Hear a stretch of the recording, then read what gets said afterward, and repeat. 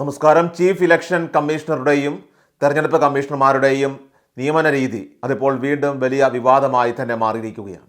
മുഖ്യ തെരഞ്ഞെടുപ്പ് കമ്മീഷണറായിരുന്ന രാജീവ് കുമാർ രാജിവെച്ചതോടെയാണ് പുതിയ കമ്മീഷണറായിട്ട് ജ്ഞാനേഷ് കുമാർ ചുമതലയേൽക്കുന്നത്.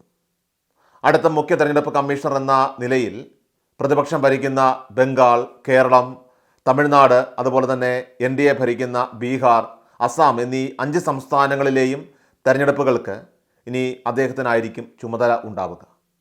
ബീഹാറിൽ ഈ വർഷം അവസാനമായിരിക്കും തെരഞ്ഞെടുപ്പ് നടക്കുക. ബാക്കിയുള്ള സംസ്ഥാനങ്ങളിൽ 2026 തെരഞ്ഞെടുപ്പ് നടക്കാനായിട്ട് പോകുന്നത്. 2029 ജനുവരി മാസം 26 വരെ തെരഞ്ഞെടുപ്പ് കമ്മീഷണർ സ്ഥാനത്ത് തുടരുന്ന ജ്ഞാനേഷ് കുമാർ 2027 രാഷ്ട്രപതി, ഉപരാഷ്ട്രപതി തെരഞ്ഞെടുപ്പുകൾ, 2029 ലോക്സഭാ തെരഞ്ഞെടുപ്പിനുള്ള തയ്യാറെടുപ്പുകൾ എന്നിവയിലും പ്രധാന പങ്ക് വഹിച്ചേക്കും.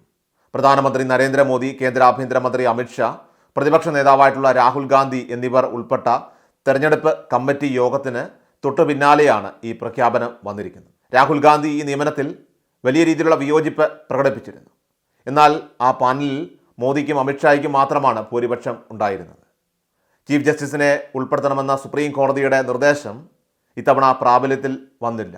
അതോടെ ഈ വിഷയത്തിൽ ചീഫ് ഇലക്ഷൻ കമ്മീഷൻ നിയമനം സംബന്ധിച്ച് സുപ്രീം കോടതിയിൽ ചോദ്യം ചെയ്യാനായിട്ട് തീരുമാനിച്ചിരിക്കുകയാണ് ഇപ്പോൾ പ്രതിപക്ഷ നേതാവ് രാഹുൽ ഗാന്ധിയും കോൺഗ്രസ് നേതൃത്വവും.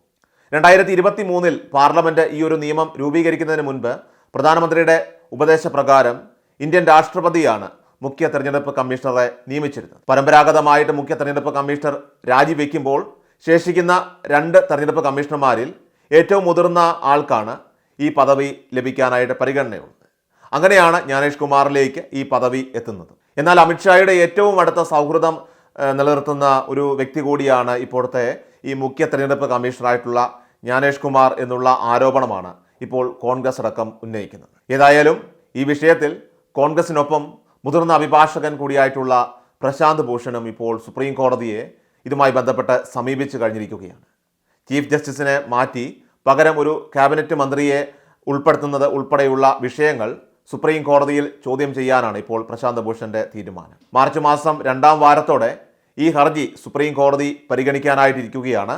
ഇപ്പോൾ രാഹുൽ ഗാന്ധിക്കൊപ്പം സുപ്രീം കോടതിയിൽ പ്രശാന്ത് ഭൂഷണും എത്തുന്നതോടെ നീതി തേടിയുള്ള കോൺഗ്രസിന്റെ ഈ പോരാട്ടത്തിന് കുറച്ചുകൂടി ശക്തി പകരുമെന്ന കാര്യത്തിൽ സംശയമില്ല.